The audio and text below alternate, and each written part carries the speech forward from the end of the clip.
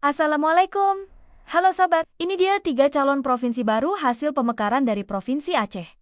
Penasaran? Yuk, simak sampai selesai. Provinsi Aceh yang kita kenal saat ini memiliki wilayah yang sangat luas, mencapai 56.839 km persegi, dengan 5 kota, 18 kabupaten, dan ribuan desa di dalamnya. Wajar saja kalau ada wacana pemekaran untuk memberikan pelayanan yang lebih baik kepada masyarakat. Nah, ada 3 usulan provinsi baru nih yang sedang dibahas. Pertama, ada Provinsi Aceh Leuser Antara atau ALA. Provinsi ini akan mencakup kota Subulus Salam dan 5 kabupaten di sekitarnya. Dengan luas sekitar 19.290 km persegi, ALA akan menjadi rumah bagi hampir 1 juta penduduk. Berikutnya ada Provinsi Aceh Barat Selatan atau ABAS.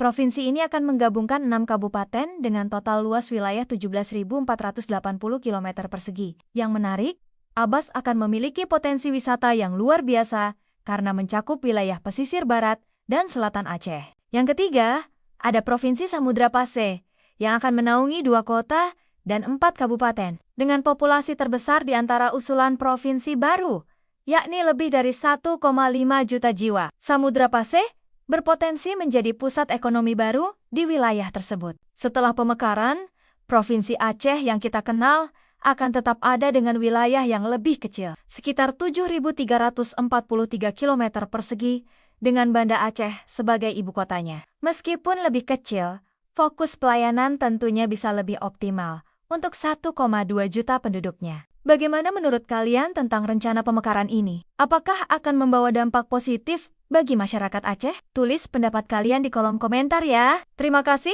sudah menonton video ini sampai akhir. Jangan lupa like, share, dan subscribe untuk informasi menarik lainnya. Sampai jumpa di video berikutnya.